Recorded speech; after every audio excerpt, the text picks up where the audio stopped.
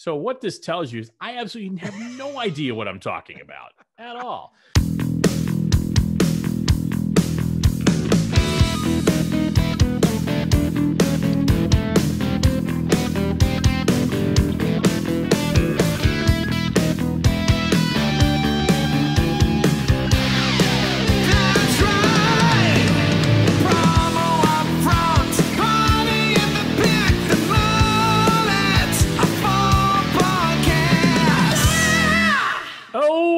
We're officially middle-aged as I welcome you to the episode number 40 of the Promo UPFront Podcast. I'm one of your hosts, Bill Petrie. With me, as always, the Colonel of Change, the General of New Gigs, the Captain of Career Shifts, the one and only Dr. Kirby Hasseman. Kirby, how the heck are you? I am doing really well, actually. Again, we talk about all the time, the weather does affect my mood more than I'd like to admit. And the weather has been great. I've been outside. I am enjoying that. And actually, at least from our perspective, we started a little slow in 2021. Not terrible, but just not up. And the business seems to be picking up too. So good weather, good business, happy Kirby. So how about you, Bill? We all love happy Kirby. Things are great. It's beautiful here. It's spring is definitely in the air and it just feels excellent. But you know what else is excellent, Kirby? What's that, Bill? We are good pals over at J. Charles. That's right. We've talked in the past. They're a good sponsor of the show. We've talked in the past how important it is to recognize excellence. And really, there's no company better poised in the industry, not only to help organizations recognize excellence, but exhibit it as well. And so one of the things is the economy is new, right? We're coming out of COVID, but it's more important than ever to realize excellence in the workplace is recognized, rewarded, and exhibited. And that's really going to help you attract and retain the right employees, right? Yeah. And I tell you what, Bill, one of the things that it's funny when you start talking to business owners, one of their challenges they talk about all the time is attracting and retaining talent, right? It is exactly. And I think, though we all know it, it goes back to that, what you know and what you do. We don't always do a great job. And, but when you get something, it does remind you, it builds you up. And I think we need to do more of that. Right. It's so easy to feel disconnected. And that's where thoughtful, elegant, and memorable merchandise from J. Charles comes in. The big question out there when people talk about recognizing their employees, do I give a gift card or do I give some physical manifestation of my appreciation? And here's what I would tell you. No one frames a gift card. No one keeps a gift card. No one remembers what the gift card was used for. But you have that I love me shelf, which you have right over there. You have something like that. It allows you to kind of look back on that, and it immediately transforms you back to that moment where you were recognized for being excellent. And that's why we talk about how important it is not only to recognize excellence, but exhibit it. So if you want to learn more, and gosh darn it, why wouldn't you? Right. Head over to jcharles.com. Learn how they can help you and your clients exhibit that excellence and really create some powerful employee engagement within your organization. You will not be sorry you did. You will not be sorry you did. I love what you said, that nobody frames a gift card. The other thing is nobody remembers a gift card. Nobody remembers what it was for. No. But when you talk about the physical manifestation of it, like each one of these awards back here, I'm like, oh yeah, that was a cool time in my life that it brings you back. And that's a cool feeling. We could even have a whole topic on this, but that's not what the podcast is about. But everything you said is accurate. I love the subtle product placement of you drinking what you're drinking with the BBU. We'll get to that, I think. All right. So I have the Promo UPFront portion of the podcast where we always talk about something that's happening in the promotional products industry. Kirby, you always get the short end. You always get the short end of the stick on this. Every week it's your week. There's nothing going on. I get it, and I am an embarrassment of riches. So why don't we talk about big moves in the promotional products industry? So this week we had two moves. Dave Saraceno, great guy, true legend in the industry, was at Big Graphic, now Kuzi Group, for many, many years. He retired last year, has come out of retirement, and will be the vice president of sales at Charles River Apparel, which I think that's a great fit. That he's going to do wonderful things there. Yep. And after Dave had his 35 minutes to enjoy having the entire industry excited for him, Halo comes out and announces that they hired a brand new Western executive vice president, the one and only Paul Bellantone, formerly of PPAI. Huge moves. Yeah. Kirby, I've got thoughts. What say you? You know, and Dave, I know a little bit. Paul, I know a lot better. I think the funny thing about the Paul move was good for him, right? Like, first of all, both guys and everybody else making moves, but you know, the Paul move was sort of like a what the what. It really did, because of course, I mean, those of us who know Paul a little bit, his background is in the association background. And so him moving into a VP of sales position with Halo, one of the biggest in our industry, to me I just kept saying, wow. I mean, when these kind of moves happen, I will occasionally email you just with like, hey, a link, and just go, wow. Right. I didn't even do it because I'm like, oh, we're going to be talking about this for sure, because this is just the example I would use, there are several people in my company who are internal employees who do not keep the pulse of the industry. They're not promo pulse people, even though they should be, right? And when I said, hey, Paul Bellantone went to Halo, everybody was like, I'm sorry, what? Yeah. That was just a big deal, I think, across the industry. Yeah, I think, you know, when I look at both, and I'm going to just be very candid with my thoughts. I thought the Dave Saraceno move, I thought, wow, what a great move for Dave. Yeah. Probably ready for a new challenge. He retired 9 months off, a year off or whatever. I think it's great for him to come back in slightly different, you know, not hard goods. It's a different area of the industry in terms of apparel. The one with Paul, I think, is a really interesting move. And honestly, I can't make heads or tails of it, whether I love it or I don't. I'd be honest with you. I love it. I love it for Halo. I think they got a great human being. Yeah. I love it for Paul because clearly that's something he would like to do. He'd like to stay in the industry. So I think that's a wonderful thing that he wants to, you know, remain in this industry. Yes. I was surprised he didn't continue on in the association world a little bit. Mm-hmm. I know Paul well, as just like you said, you do. And I think it's going to be a very interesting fit for Paul and an interesting career shift for Paul. You know, you look at Dave Saraceno, he can apply a lot of the same skills he had and displayed at BIC to Charles River Apparel. I think a lot of things that made Paul successful in PPAI will also help him be successful in Halo, but I think there's a bigger learning curve there. And I applaud both organizations, both Paul and Halo, for taking a risk. It's a risk. I mean, let's be honest, it's a risk. I think the jury's out what that will end up being. I think it's going to end up being pretty cool for both of them. But I think it's not going to be the easiest road. It's not going to be the smooth sailing I think a lot of people think it will be. Yeah, I actually, you know, I think we talked about this in my building. It's like Paul's history is not selling pens, selling T-shirts, right? And so I think in my mind, it has to do with how the management team at Halo utilizes Paul's skills. Absolutely. Like in my mind, it reminds me a little bit of when Dana Zezzo went to Imagine Brands. It's like, oh, okay, because he can do vendor relations, and he has. Right. If you can plug Paul into situations where it's leadership, it is vendor relations, it is, you know, that sort of thing, then I think it makes sense. Yeah.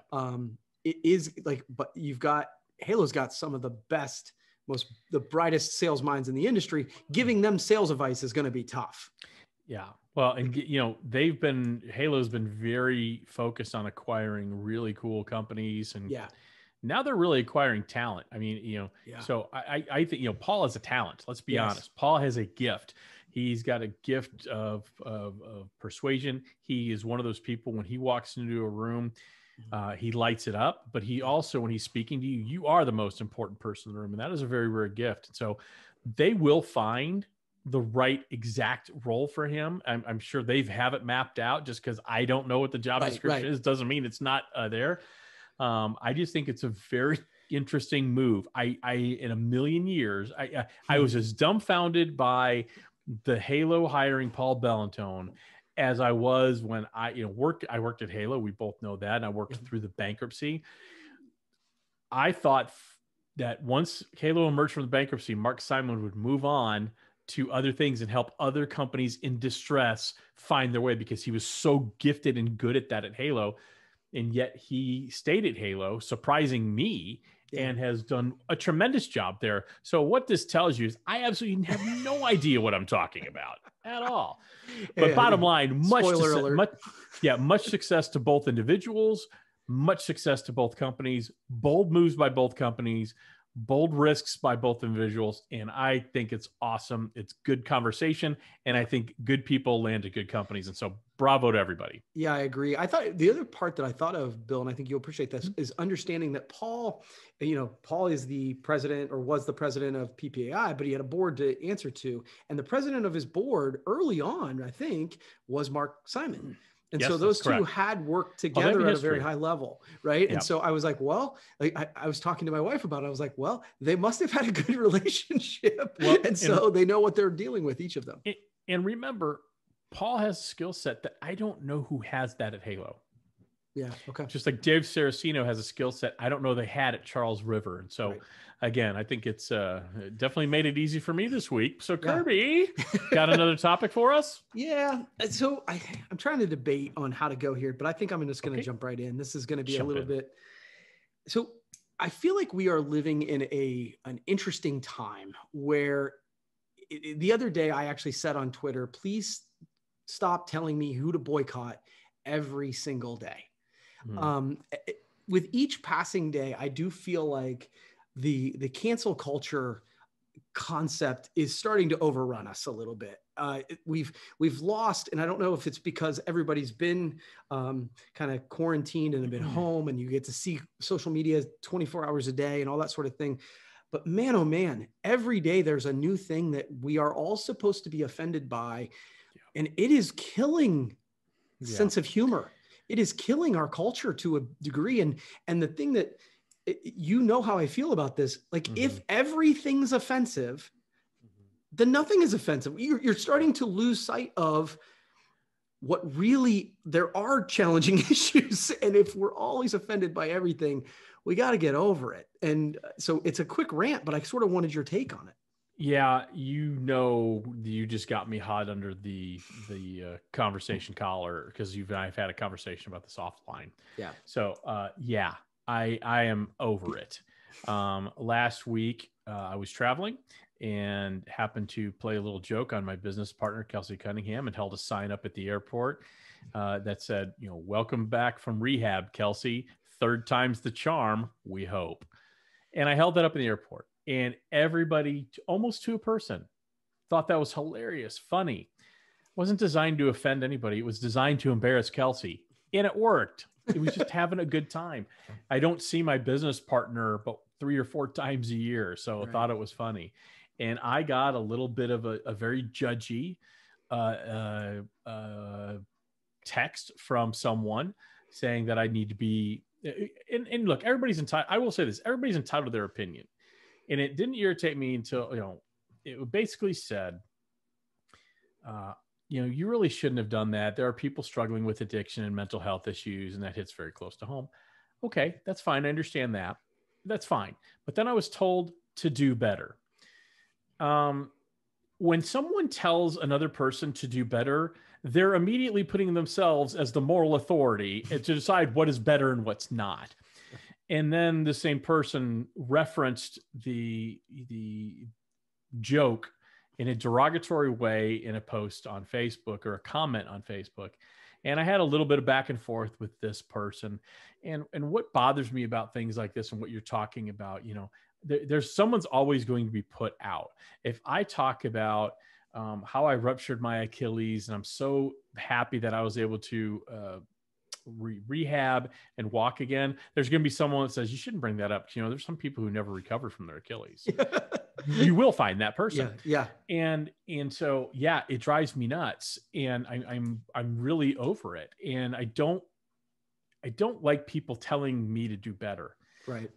Especially people who don't know my life and know that my life has been touched by addiction in my family, and Kelsey's family has been touched by people with addiction, friends, and things like that. My sister, and this person went off on mental health issues. I would recommend people stop judging so quickly without realizing what other people know. If you're offended by it, it's okay to be offended quietly. Well, and I guess the other piece is just, gosh, not every word, it's like we're actively looking for every word. Like the idea that we're now, canceling Lincoln and we're canceling this and we're canceling that. Like not everything can be canceled. There are, as I actually saw a clip on former President Obama talking about this. And he said, he was speaking to a college group, group of college kids. And he said, the people who you love and are doing good work in the world have flaws. Yes. Right. And the people who you are actively fighting against might love their kids. Like it's more gray than black and white. And we're trying to make everything, so homogenous. God, note to culture, get over yourself. Have a sense of humor. And I will say this, I hate the phrase cancel culture just because now it starts becoming a political discussion. What I hate, so I don't even use that phrase because it tends to skew people thinking it's one political way or another. Sure. I agree with you 100%. Stop being offended by everything. And if you are offended, it's fine if you want to address that privately with a person. Don't do it publicly. And don't be judgy. Don't tell someone to do better. Like you're, again, the moral authority that tells everybody to do better. And again, this is someone I really like, I really respect. It doesn't affect my friendship with this person. But in the moment, it pissed me off. And you know what? It still does. That's why I'm a little hot about it. So I am 100% in agreement with you. I think if you go looking for things to be offended by, you're going to find them. It comes back to the glass houses saying, no question. You know what I mean? That's what it's like. Gosh, if you start doing that, somebody's going to start looking at your life the same way. And it's like, oh man, we all do things that maybe we don't want to be out in the public. Well, here's the thing. If you look for joy, you find it. If you look to be pissed off, you find it. And if you look for promotional products, you look at Kirby's desk because Kirby's about to wow us with a fabulous promotional product that's just going to make us all go, I didn't know I could do that. That's right. I'm excited about this. Let's go. So this is. Oh, whoa. Bright light. Yes. Bright light. FL 176 from Starline. It's a wave sensor. For those of you not watching, Kirby has got a ginormously small but powerful coal miner's headlamp on his forehead, and he's blinding me. It is really impressive, isn't it? Yeah. So it's a wave sensor. It's got to be LED light. It is. And so you notice I just dimmed it down with one click. And then if you're running down the street and you want to make sure people see you. Or if you want to give your podcast partner epilepsy. Yeah, it just kind of goes back and forth. So this is kind of cool. So if you're going to be out and about and this is, I don't know, I thought this was a really cool piece from Starline. And it's about $20. So very nice. It would have been cool had you used that dimmer effect right at the outset. That would have been cool.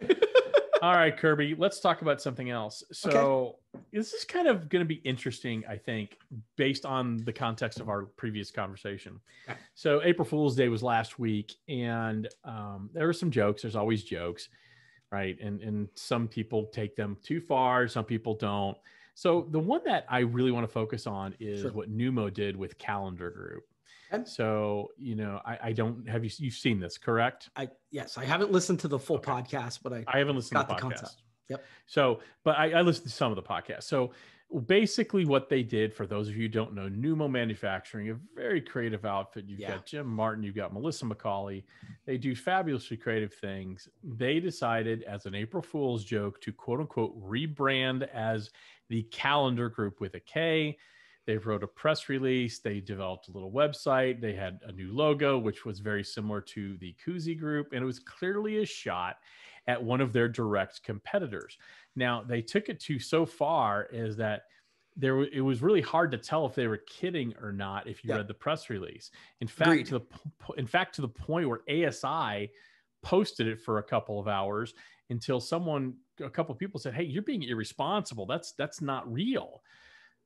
Did they take that joke too far, Kirby, or am I being an old curmudgeon here? And I'm happy to answer my own question. Yeah, no. So I go for years, and I want to be super clear. I historically don't like April Fool's jokes, and it's probably because I've been a gullible idiot for much of my life. And so I don't find them particularly funny, whatever. And I think maybe it's just because in our culture today, I can't tell you what is real and what's not. And I'm not offended by them by any stretch of the imagination, but I just don't find them particularly funny. But, so I'm kind of on high alert when I know it's April 1st. Sure. And so when I saw it, honestly, my initial reaction, it was so well done. Yes. That I was like, what? Okay, is it or is it not? Or is it?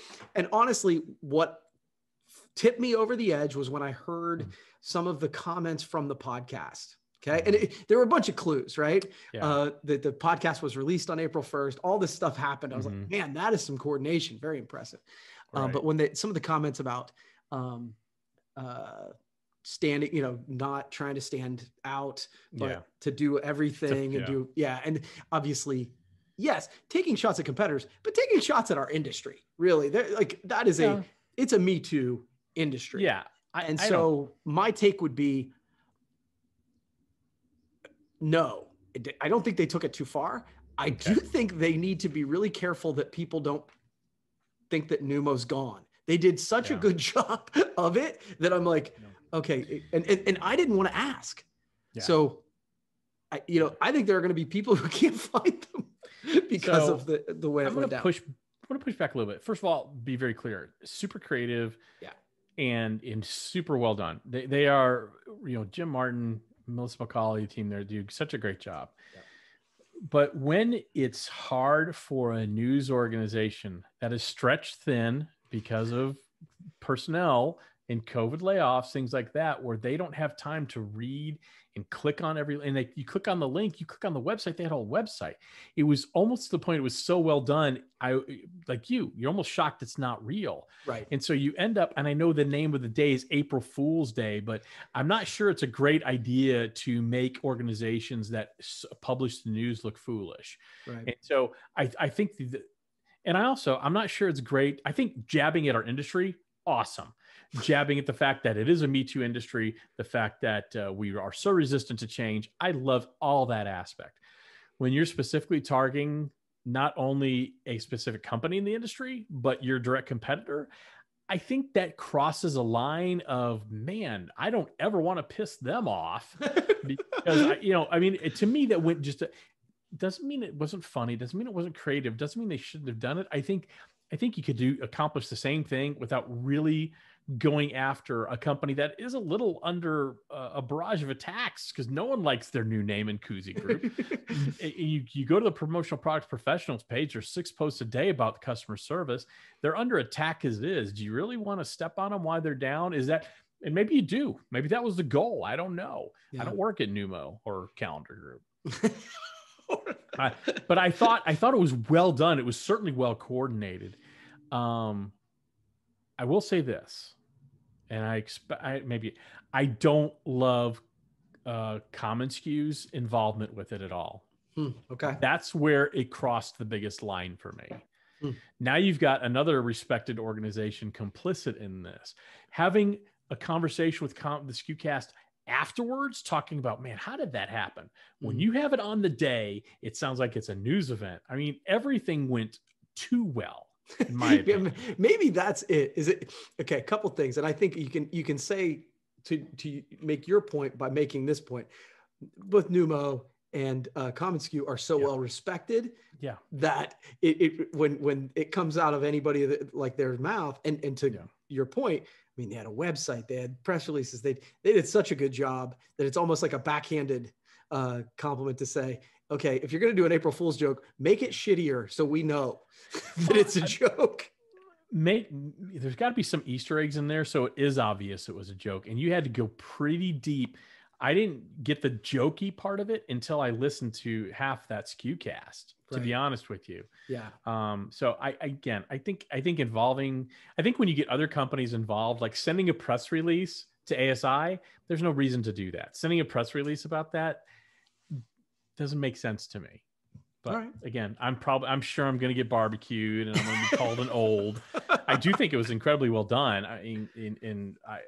But anyway, I'm sure I'm going to be barbecued. Kirby, I love the juxtaposition of us saying that we should not be offended by anything. I wasn't offended. Yeah, I think it's bad business. Yeah. I think it puts you in a negative light. Right. I don't think it's, I'm not offended. I wasn't offended by it. Yeah, now, if I worked at Koozie Group, I'd be offended by it. I don't work there either. Fair enough. Fair enough. No, but I thought it was an interesting juxtaposition. Again, I'm not trying to be Debbie Downer. I just think, absolutely. I think you involved people inadvertently that didn't want to be part of the joke. Fair enough. Fair enough. All right. Got one more topic before you give me a game? Yeah, I'm really excited about the game, actually. Oh, boy. Okay. Oh, so, boy. all right. So this would be a quick one, I think. Okay. So we're at the end of the first quarter into April now. And I'm curious to know, I mean, obviously both of us have talked about goals quite a bit. And I think, I set sort of quarterly goals this time. I'm curious at this time of year, do you generally go back over where you are, even if it's annual? I know you don't go big into annual goals, but is this a time of year that you analyze how you're doing against them, or, if so, how you doing? And if you want, I can share how I'm doing. Yeah, absolutely. No, I do. I think, the quarter poll of the race for the year is a good time to look at that.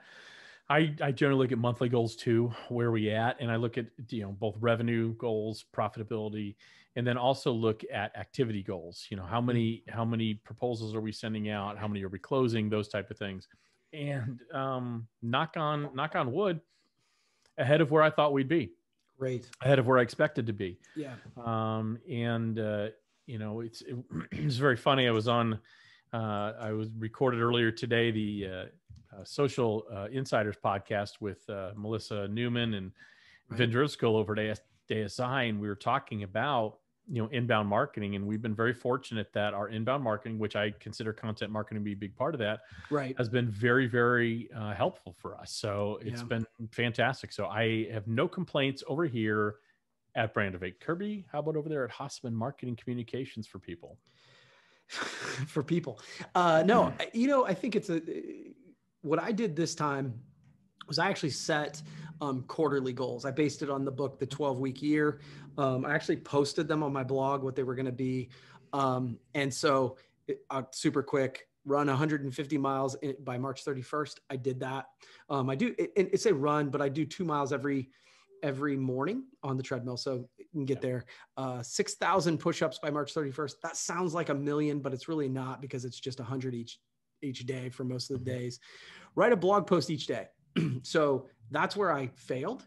I did about a month of that, and then I backed off, and then I backed off. But this about me. I grade myself so I probably got a 70% on that. 60%. Most people. Yeah. Well, and I think that's one of the reasons I'm comfortable setting ridiculous goals. Cause I'm like, had I set a goal to write one a week, I wouldn't have written nearly as many. And so, you know what I mean? Launch a new coaching business that's it's ongoing, listen to 10 books, done that. And so for the most part, and I'm not going to go through all of them, but I did okay. I failed on a couple. Buy a hot tub was one of them, and I didn't do that one. But see, I don't look at not achieving a goal as a failure. It's a learning experience. So you learned and you'll get it next time. You'll get the hot tub the next time. And I think this is what happened for me is by March, I was looking at these, but I started actively going, okay, I have another project I want to chase. And so I'm going to forsake a couple of these because I want to do this. So I think that's important. Yeah. That's not a failure. Right. Not a failure at all. Yeah. And you know what else isn't going to be a failure, Kirby? This long anticipated little game you got for us, Kirby. Yeah. I'm excited. You said it's either going to be a dumpster fire or amazing. Yeah. Or both. Let's do it. Okay. So it's going to be a version of fill in the blank. Okay. So fill in the blank. And one of the things about you is you have lived all over this great country of ours. You've been in Chicago, New York, Nashville, Texas, anyplace else? That'll do it. But that's a big cross section, right? It's a big cross section. So I was trying to think about sayings, things that people say, and if you know those sayings, some of them are colloquial, all that sort of thing. Okay. So I have a big list of them. We'll go through them fairly quickly. I'll do rapid fire. I will not explain this time. Well, but if you want to jump in, that's fine. But just there's several. Okay. So I'm going to give you the beginning. Okay. And you fill in the end if you can. I look forward to that, Kirby. Okay, we're going to start with an easy one. Okay. Let's do it. The best thing since sliced bread. Very good. Very good. Right. We start with an easy one. Okay. 2 peas in a pod. Fantastic. Okay, ready? Oh, I'm ready. If the good Lord's willing and able. The creek don't rise. What? Huh? Good Lord willing and the creek don't rise. That's made up. I've never heard that. No, it's actually that's actually, you think it's about like a creek, like a creek, like a body of water. It's actually not. It was based on the Creek Indians rising up. So yeah, it actually is a thing. Good Lord willing and the creek don't rise. Okie dokie. A bird in the hand is worth 2 in the bush. Very good. Very good. You're doing great. A friend in need is a friend indeed. Very good. That was one I was struggling with. That's a good one. Okay. A rising tide lifts all Kirby's boats. Fantastic. You're killing it. You're killing it. Okay, this will be a good one. A woman needs a man like a pass. I'm so fascinated to hear if people are playing along. So the saying goes, a woman needs a man like a fish needs a bicycle. Okay, that's kind of the direction I was going to go. I'm not sure it would have been that eloquent, but let's move on, Kirby. Okay. An apple a day keeps the doctor away. Very good. Very good. Like today, you had a busy day. You were as busy as a beaver. Okay, that's judges will accept that. I was going with one-armed paper hanger. Okay. Okay. All right. If it ain't broke, don't fix it. Right. Okay. The next one's one of my favorites. Okay. They're so poor they ain't got a pot to piss in. A pot to piss in. I did not know if you were going to get that. You are killing this game. I don't know about that, but thank you. Yeah. A penny saved is a penny earned. Benjamin Franklin. Very good. An ounce of prevention is worth a pound of cure. Dude. Okay. Yes, I told you you're killing this. I got one more. All right. One more. Beauty is only skin deep, but ugly goes all the way to the core. Goes clear to the bone. So that's close. Very good. No, yeah. All the way to the core is good, right? That's really good. You did a great job, man. That was fun. I appreciate that. I feel like I did excellent there. Yeah, you did. And to be honest with you, this was fun for me to go through because I didn't pick all of the weirdest ones. I was trying to make them so that it wouldn't be too crazy. But that was actually fun for me. I still judge the whole Creek Indian thing, but that's it. We'll talk about that offline. Good Lord willing and the creek don't rise. Yeah, that makes no sense. But if the good Lord's willing, you'll be rewarded and appreciated and excited because you're going to have your excellence exhibited by the good folks over at J. Charles. We talked about that earlier.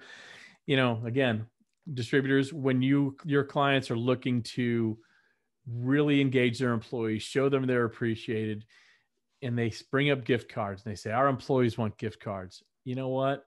They don't, because they're going to use that gift card. They're going to go to Chili's and get some chicken tenders. And then they're never going to remember why they even earned that gift card in the first place. Give them something that matters. Give them something of substance. Give them a way to exhibit their excellence, not only for today, but for the rest of their days. And you want to learn more how to do that, head over to jcharles.com. You're not going to be sorry you did. Kirby, I enjoyed the game. I enjoyed the conversations. I'm not going to enjoy the chewing I'm going to get when people listen to this podcast, but que sera, sera.